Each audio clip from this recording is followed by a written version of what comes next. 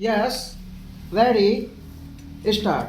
Sir, in our constitution, we have guaranteed certain rights, and the fundamental rights that are made available to the citizens in India are provided in part 3rd of our constitution. What are the rights that are made available to the citizens? They are the right to equality before law, right to freedom of speech and expression, to assemble peacefully and without arms, to form associations or union, to move freely throughout the territory of India, to reside and settle in any part of the territory of India, and practice any profession or carry on any occupation, trade, or business. And there are certain other rights which are made available to the citizens of India. If we study and examine these rights, I am constrained to say that these rights can be enjoyed by those people who are rich or people who are having enough to exist on. These rights unfortunately cannot be enjoyed by the poor people. In the other constitution of the world, there are certain other fundamental rights made available, and those rights are right to existence itself.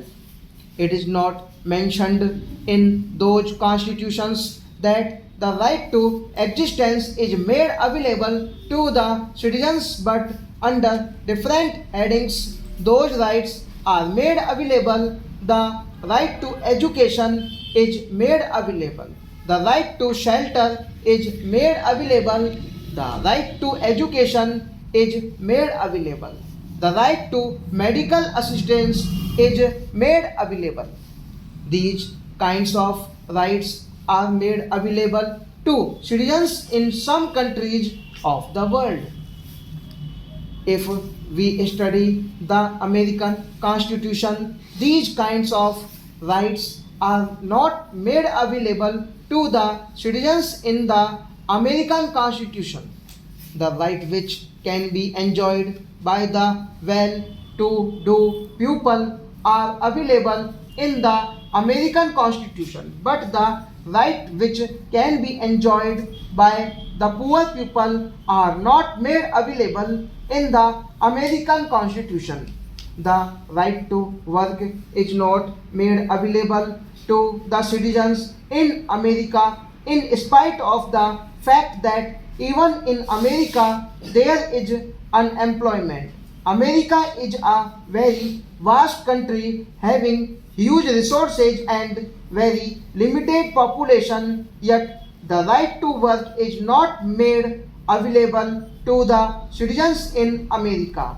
There are so many socialist countries in the world, and in almost all socialist countries, the right to work is also made available to the citizens and a part of national policy under the constitution.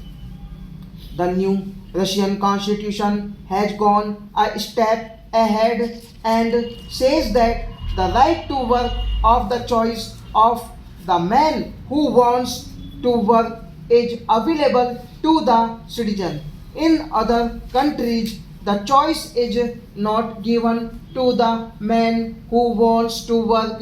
He can go to the government and ask for a job, and a job is made available to him. He has to accept it whether he likes it or not. But in the Russian constitution, one can say, I want a job of this kind, and that kind of job should be made available to him. And that of a job is given to him under the new constitution in the Russia. But there is one thing which is to be borne in mind.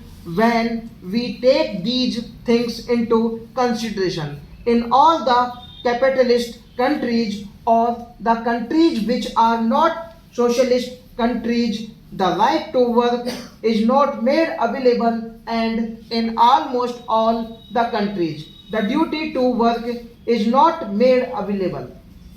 There is no duty cast upon the citizen to do their job, but in all the socialist countries, the right to work is given as well as the duty to work is also cast upon the citizens. Right to work is also related to the duty to do the work in the socialist countries of the world. I have studied so many constitutions of the world in which the right to work and duty to work is given in only one clause itself.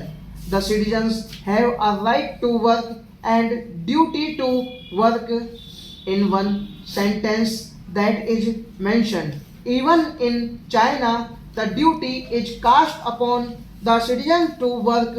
In the Russia also, the duty is cast upon the citizens to work, and if that duty is not done, the right will not be made available. If we study the concept of the right, it cannot exist unless there is a duty on the other side. If there is a duty, there will be a right, and if there is a right, there will be a duty. Now, the Indian concept of the duty and right is something different from the Western concept.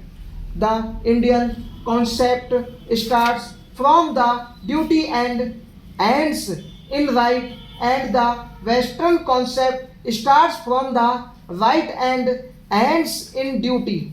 I say, as a son, I have a duty towards my father. When I have a duty towards my father, father gets a right edge against me. When a father has a duty towards a son, son gets a right edge against the father. This is proper. Stop.